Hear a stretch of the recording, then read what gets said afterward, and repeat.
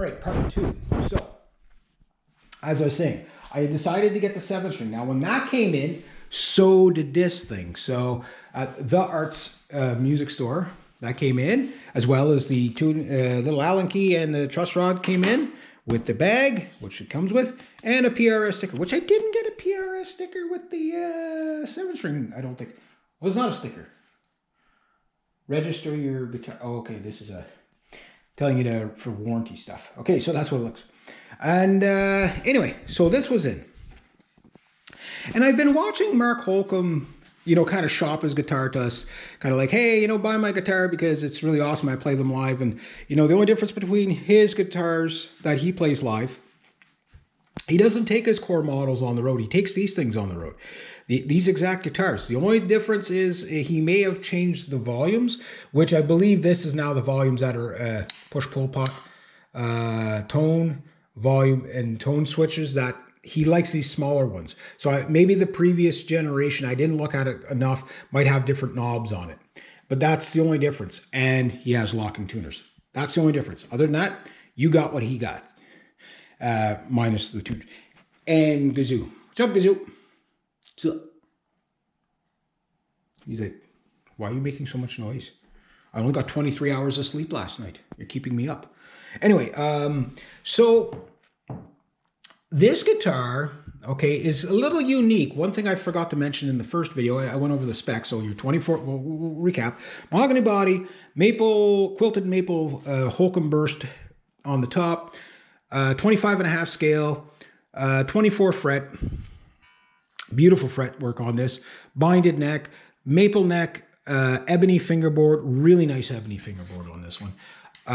Seymour Duncan Alpha and Omega signature, Holcomb signature series, you know, what you call it? Can't keep the prints off this thing. Pickups, very cool. Holcomb style bridge, push-pull pot, 3-way, so you get about 6 sounds out of this. And this guitar is just incredible. And regular PRS tuners. And I believe the nut, it looks like a graphite nut. Apparently, the earlier models came with a different type of nut. And people were complaining about it binding up a bit. But I haven't had any tuning issues with this guitar in 3 days. I've been playing the living crap out of it. But there's another thing that's unique about this guitar that I forgot to mention in the first video. Okay? If you want to see the output jack, there it is that this guitar comes with PRS 10 to, I believe, 54 or 58 gauge strings. That's pretty darn heavy for a string, right? For a metal guy, right? However, this guitar comes intonated for drop C tuning. So what that means is it's the same as your standard tuning, right?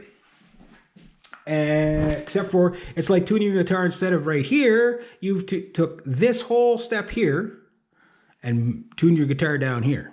So it's like making your guitar that long, theoretically. So you're down tuned the same as standard tuning. Like if you were to be in standard tuning and go to drop D, and then down tune that a whole step, you'd be in drop C. So everything you can play on your regular electric guitar, you can play on this. That's the lowest tuning, or the highest tuning periphery uses. Now you can say, well, Reg, you don't have to buy a new guitar to have it in a drop tuning. You can just retune the guitars and re-intonate the guitar you have. And yes, before you ask, yes, this guitar does appear to have enough room to intonate it to standard tuning, because you're only a step down. But if you were going to go to standard tuning, I would put a lighter, like a maybe 10 to 42 gauge string on here, or, you know, 9 to 42 or whatever. I wouldn't go that heavy at standard tuning because that'd be a lot of tension on that. Right now, the tension's like it's perfectly even, but it's like, because it's intonated properly.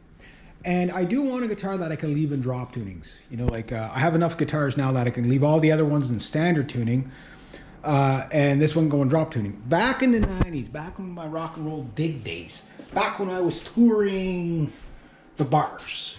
I was going to say world, but we never got it. Well, no, technically we did get out of the city. Here's what happened. We were in a metal band. The metal band was called Syndicate. You never heard of it. Most people haven't. We never made it big. But we did a lot of original songs. Now, because we didn't do jam nights, there was no reason for us to stay in standard tuning. And the big kicking thing to do back in the 90s as a rock and roll dig was to do drop D, right? On a lot of your tunings, which I did do. But I also played Floyd Rose guitars. So I couldn't get away with doing the drop tuning all the time unless I did it on my Les Paul at the time, which sounded great. But then what we come up with between the bass player and the guitar player and I is like, how about we just tune a half step down, 1 fret. Standard tuning, but a half step down, right? So add a little more punch and we grab the guitars and we stretch them out to there because standard tuning, half step down. So basically you're in E flat tuning instead of A flat, E flat, you're in that kind of tuning, right?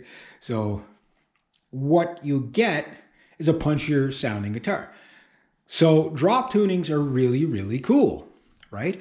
But if you're going to do a drop tuning on one song and standard tuning on another songs, well, that tells you you're going to need more than one guitar, right? Because you can't just drop things down halfway through the gig. It doesn't work because you got to re-intonate or else everything just sounds fluffy, right? And it won't sound good.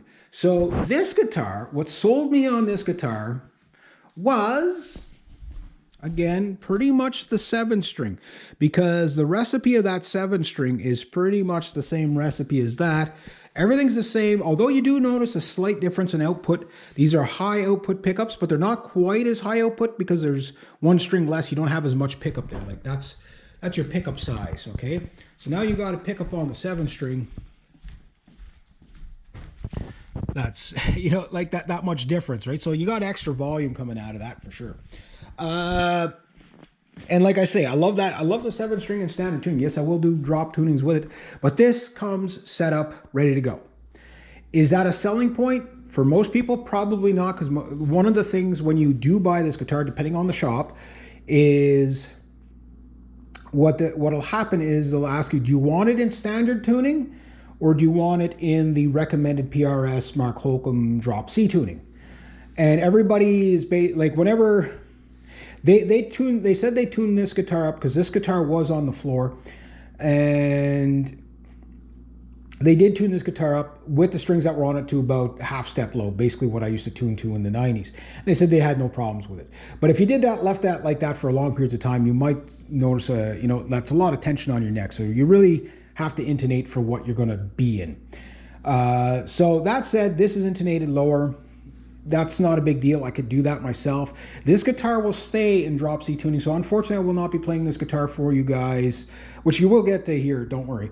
But I won't be playing it for you in standard tuning probably forever.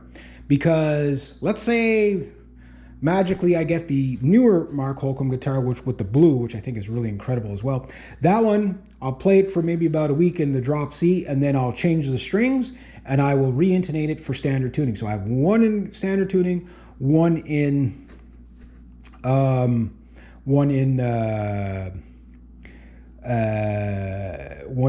drop C. Now that said, if you're wondering what this guitar is like to play, it's a little harder to play a 25.5 scale over 24 3/4, but you're splitting hairs. You just got to work hard. It's not harder is a bad word to use. It's just you got to work a little harder because you stretch a little more. That said, almost every guitar comes in standard 25.5 Fender scale, right? A lot of PRSs are 25-inch or the McCarty 24.95 inch or whatever it is. Those tunings, but Holcomb wanted this guitar in 25.5 so he could get away with down tuning. That said, the best way I could describe this guitar, this is the best Stratocaster Les Paul you'll ever play that doesn't sound at all like a Stratocaster or Les Paul. It's really weird. It really is. It's its own thing. With the 20-degree radius, I don't think I can ever go back from that. This guitar spoils you. I understand now when you watch Mark Holcomb talk about these guitars and he's all enthusiastic about, he's trying to sell this guitar to you, so to speak. You'll understand his enthusiasm once you play it. Now, strangely enough, it's a hefty guitar. Like this is a mahogany. There's no weight relief in this guitar at all. It's extremely well balanced. So if you want to do everybody clap your hands while you're singing, no problem.